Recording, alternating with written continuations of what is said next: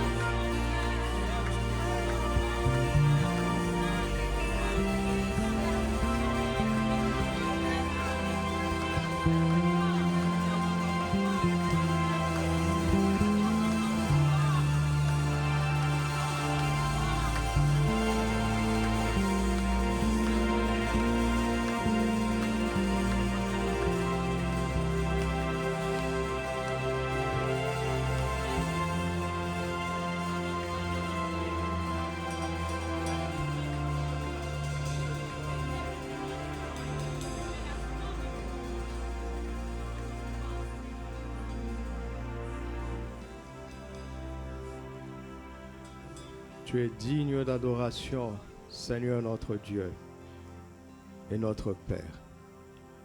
Merci pour ton amour. Merci pour ta grâce. Merci pour la vérité que tu nous as apportée par ton Fils, notre Seigneur, le Seigneur Jésus-Christ, notre Sauveur, celui qui sauve parfaitement, celui qui sauve pleinement. Nous sommes heureux de te connaître et d'être là ce matin pour t'adorer, mais aussi pour t'écouter, car nos vies dépendent de toi. Tout en nous dépend de toi. Nous existons par ta parole, nous subsistons par ta parole, nous triomphons par ta parole. Reçois la gloire, la louange et les honneurs et les hommages qui te sont dus. Car tu es assis sur le trône, tu as la droite du Père. Tu as reçu le nom que tu as reçu de Dieu. Jésus, déclaré avec puissance, Fils de Dieu, par ta résurrection, contre le mort, roi des rois, Seigneur des seigneurs, Dieu tout-puissant, Père de Père, Père de Père, reçois la gloire, Seigneur. Reçois la gloire, Seigneur. Reçois la gloire, Seigneur. Reçois la louange, Seigneur. Car tu en es digne. Tu en es digne. Tu en es digne. Tu en es digne. Tu en es digne. Alléluia. Amen. Gloire à Dieu. Bienvenue dans la présence de Dieu notre Père. Shalom, bien-aimés frères et sœurs. Alléluia. Nous rendons grâce à Dieu. Nous avons demandé à Dieu de nous aider, d'aider nos frères pour le temps de louange qui a eu lieu hier. Et Dieu a répondu, n'est-ce pas? Rendons-lui grâce. Père, nous te rendons grâce. Nous sommes venus à toi. Nous avons demandé ton aide. Et tu as répondu. Tu as soutenu nos frères et nos sœurs. Et tu as permis qu'il y ait un temps de célébration hier. L'évangile a été chanté. L'évangile a été proclamé. Ton nom a été célébré. Et nous te rendons grâce pour ce miracle, d'avoir rendu possible cela. Et nous prions que ce qui a été libéré sur l'atmosphère demeure. Demeure, Seigneur, que ton royaume avance et ne perde jamais de terrain. Dans les cœurs et sur toute la nation, et partout sur la terre, au nom de Jésus notre Seigneur. Amen. Merci. Alléluia. Nous allons Avant de passer à la parole de Dieu, je veux nous rappeler personnellement le rendez-vous important de la conférence internationale des conquérants vainqueurs qui commence ce mercredi soir. Mettez cela, je pense que nous l'avons déjà mis dans notre agenda, n'est-ce pas?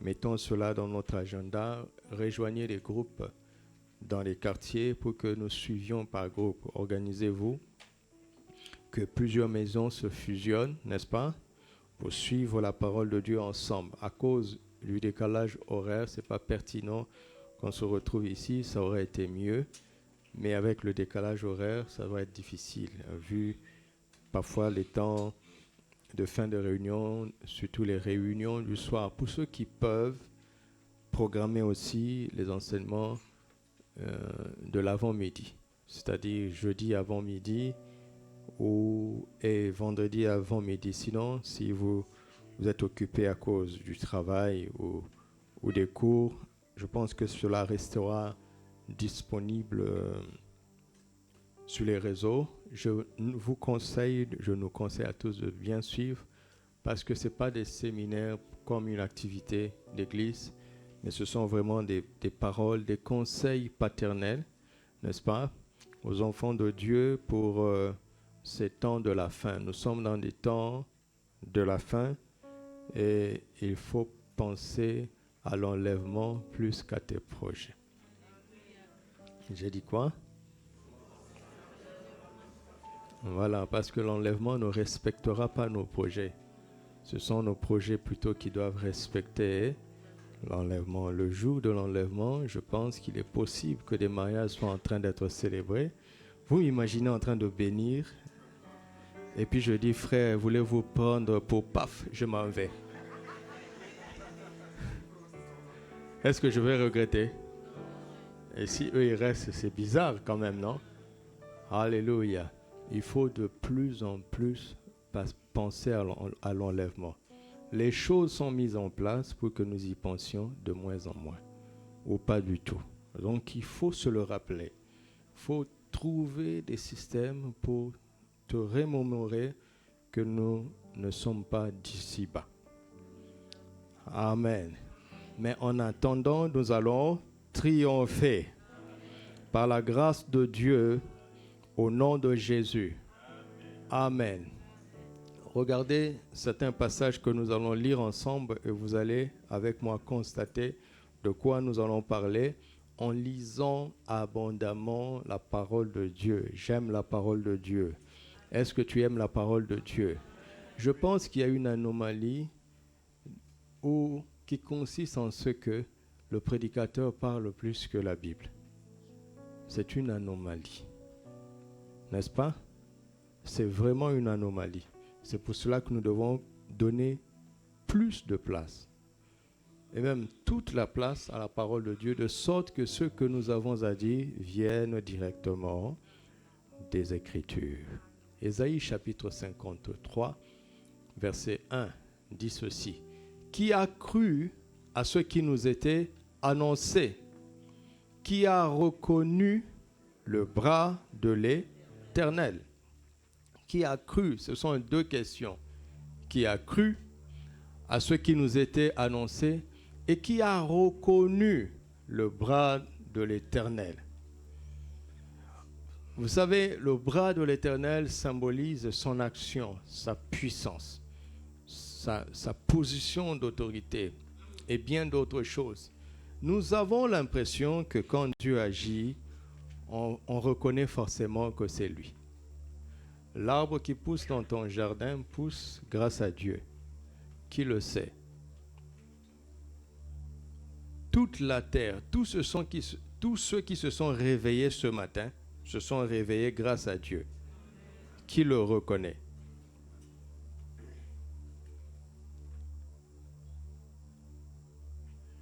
Si on ne vous a pas annoncé à l'avance ce que Dieu va faire, quand il va le faire, vous n'allez pas le reconnaître.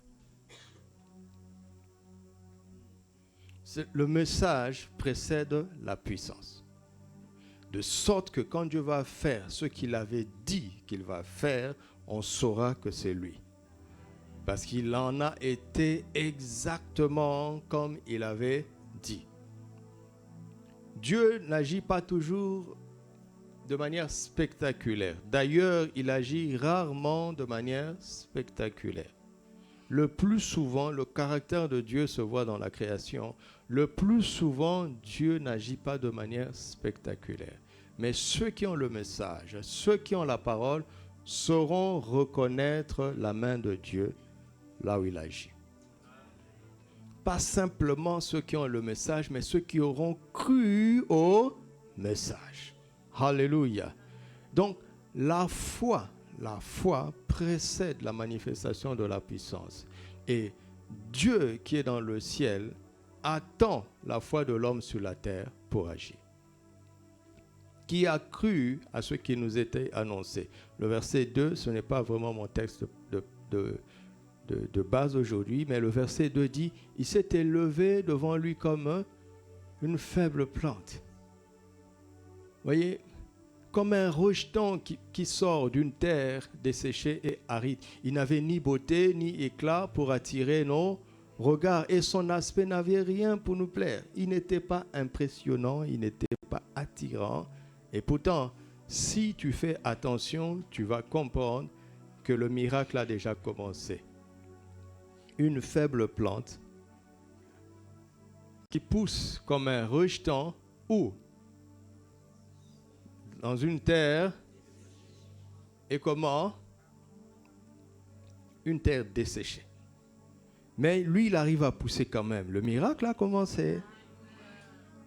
Le miracle a commencé dans ta vie.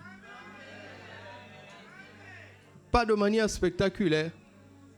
Mais c'est si tu avais cru à l'avance que tu pourras reconnaître le bras de l'Éternel.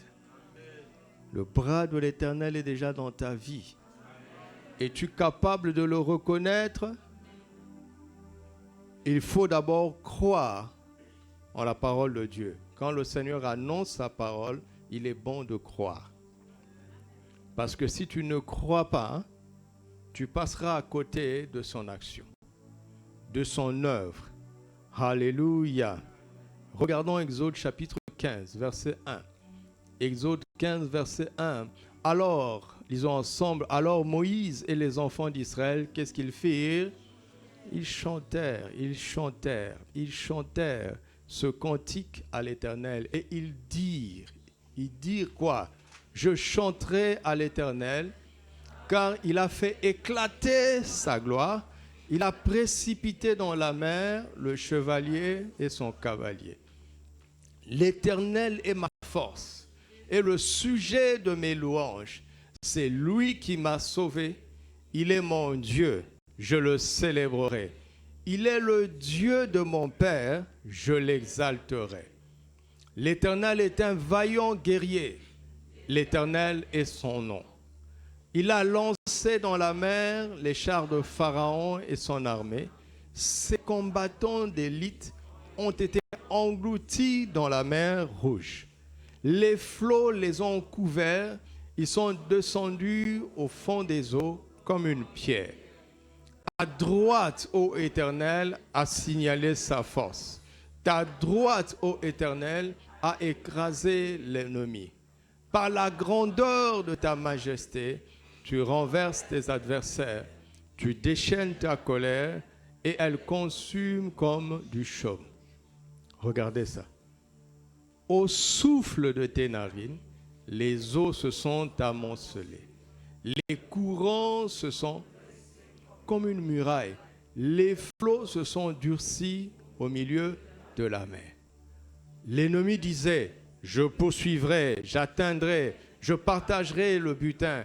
Ma vengeance sera assouvie, je tirerai l'épée, ma main les détruira. Tu as soufflé de quoi?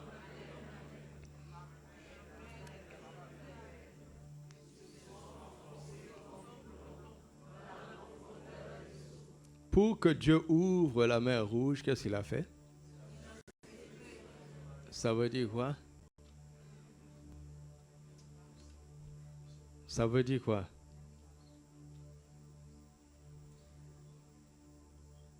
Il n'a pas fait... Il a fait. Le vent là, qui a ouvert la mer Rouge, ce n'est pas le souffle de Dieu, c'est son haleine. Et s'il souffle, qu'est-ce qui va se passer?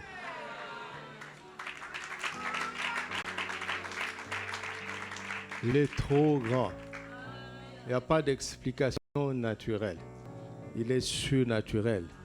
Il n'est pas un homme. Il est Dieu. Alléluia. Qui est comme toi parmi les dieux? Qui est comme toi?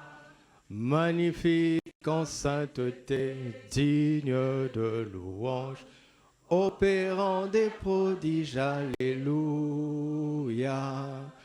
Parmi les dieux, qui est comme toi? Magnifique en sainteté, digne de louange, opérant des prodiges, alléluia. Alléluia. C'est tellement beau. Allons au verset 16. Tu as étendu ta droite. Verset 16. La crainte et la frayeur les surprendront. Par la grandeur de ton bras, ils deviendront muets comme une pierre. Le bras de l'Éternel est là. Eux, ils ont su le reconnaître. Pourquoi? Parce qu'avant de les délivrer, Dieu avait annoncé ça dans la bouche de Moïse. Et quand cela s'est accompli, on n'a pas dit qu'il y a eu un phénomène naturel. On n'a pas dit, d'ailleurs, je ne sais pas pourquoi, les tempêtes, vous avez remarqué que la plupart de ces tempêtes-là portent le nom de femmes. C'est des prénoms. Katrina. Il y a une dame qui a réagi dans les réseaux. On peut dire que c'est un ouragan. Si vous n'avez pas l'évangile, vous allez dire que c'est un phénomène naturel. Dieu annonce à l'avance ce qu'il va faire. Et quand il l'aura fait, seuls ceux qui auront cru reconnaîtront son bras. Pharaon, ses chevaux et ses cavaliers, même ses combattants d'élite, n'ont pas été engloutis de manière accidentelle. Ils n'ont pas été engloutis par une catastrophe naturelle, mais par le bras de l'Éternel, par la laine de l'Éternel. Alléluia. Alléluia. 2 Chroniques chapitre 20, à partir du verset 14. 2 Chroniques 20, verset 14. Alors, l'Esprit de l'Éternel saisit au milieu de l'assemblée Jacaziel. Verset 15. Et Jacaziel dit, soyez attentifs, tout Juda, et habitants de Jérusalem, et toi, roi Josaphat. Ainsi vous parle, il parle, ainsi vous parle l'Éternel. Ne craignez point et ne vous effrayez point devant cette multitude nombreuse. Multitude, déjà, c'est beaucoup. Quand on dit multitude nombreuse, c'est trop beaucoup. Ou beaucoup trop. Mais il dit, ne craignez point, car ce ne sera pas vous qui combattrez, mais ce sera qui? Alléluia. Demain, descendez contre eux. Ils vont monter par la colline de Tite. Et vous les trouverez à l'extrémité de la vallée en face du désert de Jéruel. Vous n'aurez point à combattre en cette affaire. Présentez-vous. Tenez-vous là. Et vous verrez la délivrance que l'Éternel va vous accorder. Qu'est-ce qu'il dit? C'est quoi l'instruction? Vous n'aurez pas à combattre. Qu'est-ce qu'on doit faire?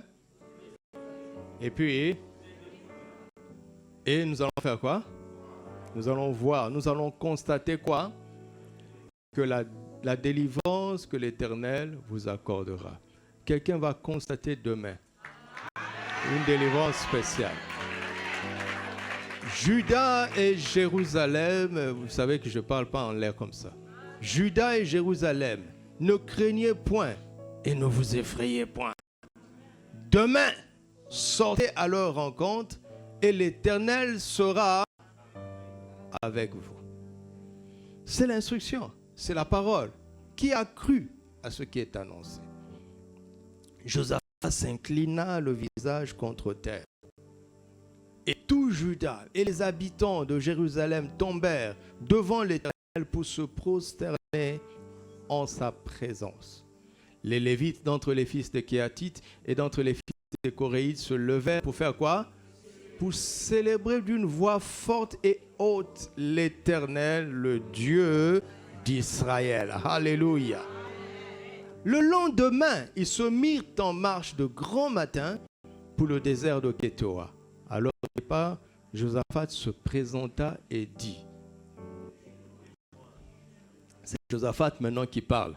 Le lendemain, Jacaziel avait parlé par l'Esprit. Josaphat a cru. Il a médité sur cette parole. Voici ce qu'il va dire. Il ne dit pas ainsi parle l'Éternel. Ainsi parle Josaphat. Ainsi parle celui qui a cru en ce qui lui a été annoncé.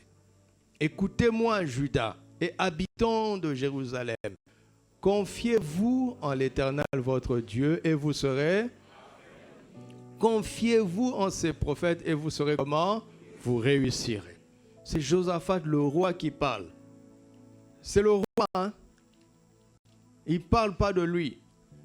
Il parle de Dieu et des prophètes de Dieu. C'est-à-dire des porte-paroles, ceux qui ont la parole de Dieu. Il dit, ne vous confiez pas en moi en tant que roi. Confiez-vous en Dieu et vous serez affermis. Confiez-vous en ses prophètes, c'est-à-dire en ceux qui ont sa parole. Et qu'est-ce qui va arriver? Vous allez réussir. Vous allez réussir pourquoi? Parce que vous allez pratiquer ce que Dieu va vous dire par la bouche de ses serviteurs. C'est le roi qui parle. C'est le numéro 1 de la nation qui parle. Lui-même, il a confiance en Dieu. Lui-même, il a confiance aux prophètes. C'est-à-dire, il a confiance en la parole de Dieu. Puis, d'accord, il faut que nous soyons d'accord ce matin. En réalité, nous prêchons pour nous accorder. Sinon, le texte suffit, n'est-ce pas? Il suffit de lire, de relire, d'expliquer certains mots. Mais nous parlons simplement, la prédication ne remplace pas la parole. Nous parlons pour que nous arrivions à nous accorder parce que nous lisons la même chose, mais nous n'entendons pas tous la même chose. Et quand il y a discordance dans la compréhension, il ne peut pas y avoir d'accord. Puis d'accord avec le peuple, il nomma qui? Des chantres. Dieu n'a pas dit ça. Vous entendez? Dieu a dit, présentez-vous, n'est-ce pas? Deuxièmement, c'est quoi? Tenez-vous, puis regardez simplement. Vous allez constater.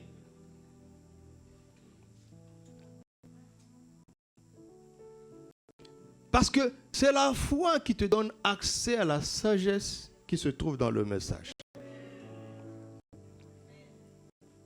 La lettre tue, mais c'est l'esprit qui vivifie. S'ils étaient des pratiquants de la lettre, ils se présenteraient, ils se tiendraient et ils s'attendraient à voir. Et vous pensez que l'adversaire va se laisser faire facilement? Il s'est intimidé. Il s'est impressionné.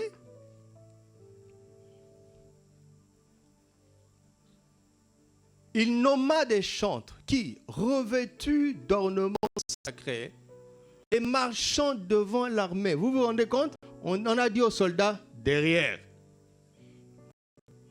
Derrière. Maintenant, c'est le tremplin gospel devant. Marchant devant l'armée, célébrer l'Éternel et disait, louez l'Éternel, car sa miséricorde dure à toujours. Rien d'autre. Louez l'Éternel, car sa miséricorde dure à toujours. Au moment où l'on commençait quoi? Les chants. Et les louanges, qu'est-ce qui se passa? L'Éternel lui-même plaça une embuscade contre nos ennemis. Et ils furent battus. À quel moment? Au moment où on n'a fait que commencé. Ça fait 2 minutes que le spectacle a commencé. Là-bas, ça a déjà chauffé. On commence quoi? Les chants et les louanges. Cela veut dire que tous les chants ne sont pas louanges. Vous le savez bien.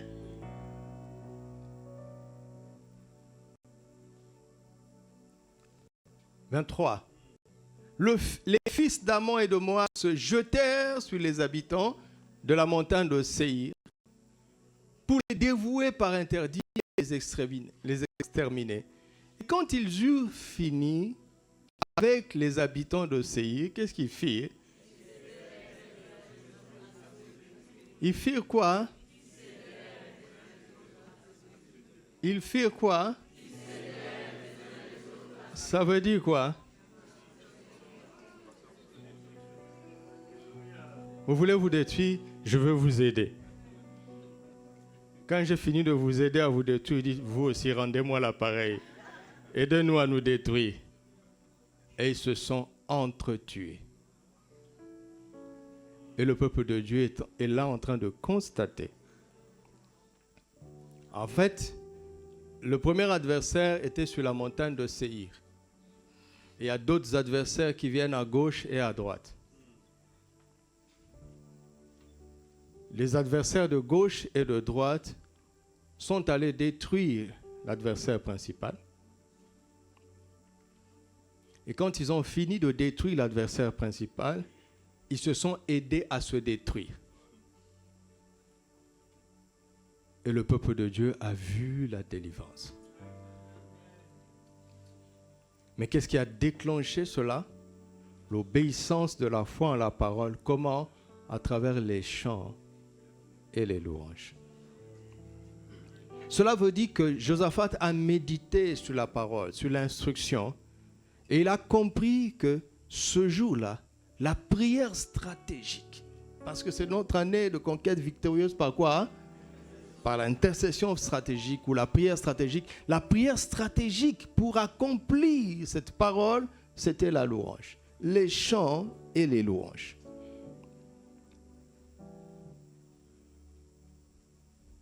Verset suivant.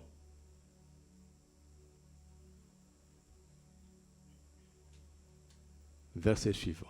Lorsque Judas fut arrivé sur la hauteur d'où l'on aperçoit le désert, ils regardèrent du côté de la multitude et voici, c'était étendu à terre. Personne n'avait échappé. Josaphat et son peuple allèrent prendre quoi? Et ils trouvèrent parmi des cadavres quoi? Des objets précieux. Et ils en enlevèrent tant qu'ils ne purent tout emporter. Ils mirent 3 jours, car le butin était comment? Hein?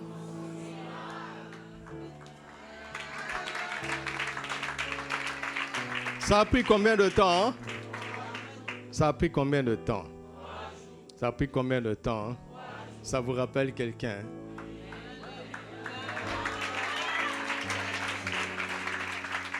Vous savez, quand Jésus a dit, Père, je remets mon esprit entre tes mains, et qu'il est descendu, il n'a pas combattu. Il a constaté comment les dominations, les autorités, les principautés se sont entretuées. Et il a dit à la mort et au séjour de mort, rendez-moi les clés. Et quand il est ressorti, quand il est ressuscité avec ta justification et la mienne. Il est ressuscité avec ta guérison et la mienne. Il est ressuscité avec ta bénédiction et la mienne. Il est ressuscité avec toutes tes victoires, ainsi que les miennes. Ça lui a pris 3 jours pour collecter le butin. Et le butin de guerre est là. Qui va le recevoir? Alléluia. Qui a cru à ce qui nous était annoncé? Qui a reconnu le bras de l'Éternel? On le voit dans Exode 15, on le voit dans 2 Chroniques 20. Matthieu 26, verset 30. Matthieu 26, verset 30. Après avoir chanté les cantiques, ils se rendirent à la montagne des Oliviers. Alors Jésus leur dit, vous vous rendez compte que Jésus a chanté avec eux? Jésus a chanté avec eux avant d'aller à la montagne des Oliviers et d'aller dans un coin appelé Gethsémane. Qu'est-ce qu'il leur dit? Je serai pour vous tous cette nuit une occasion de chute, car il est écrit, je frapperai le berger et les brebis du troupeau seront dispersées. C'est qui le berger? Mais après que je serai ressuscité, je vous précéderai en Galilée. Il annonce qu'il mourra, mais qu'il ressuscitera et qu'il va les précéder en Galilée. Jésus s'est préparé au grand supplice de la croix par des chants. Il a chanté les cantiques avant d'aller affronter la croix. Il a chanté les cantiques. Actes chapitre 16, verset 23. Après qu'on les eut chargés de coups, ils les jetèrent en prison en recommandant au geôlier de les garder sûrement. Le geôlier, ayant reçu cet ordre, les jeta dans la prison intérieure et leur mit les ceps aux pieds. Vers le milieu de la nuit, Paul et Silas faisaient quoi? Chantaient les louanges de Dieu. Et comment? Les prisonniers les entendaient. Tout à coup, il se fit un grand tremblement de terre, en sorte que les fondements de la prison furent ébranlés. Au même instant, toutes les portes s'ouvrirent et les liens de tous les prisonniers furent rompus. Le geôlier se réveilla et lorsqu'il vit les portes de la prison ouvertes, il tira son épée et alla tuer qui? Se tuer lui-même, pensant que les prisonniers s'étaient enfuis parce qu'ils étaient sous sa responsabilité. Et la loi disait que si les prisonniers s'évadaient alors que tu étais sous la garde, tu es passible de peine de mort. Mais Paul cria d'une voix forte, « Ne te fais point de mal, nous sommes comment ?» C'est-à-dire que les portes se sont ouvertes, les liens se sont rompus, aucun prisonnier n'a fui. Ils n'ont pas fui, Eux-mêmes, ils sont dépassés par l'événement. Ils savent d'où vient ce tremblement de terre. Ça vient des chants et des louanges qui célèbrent Dieu.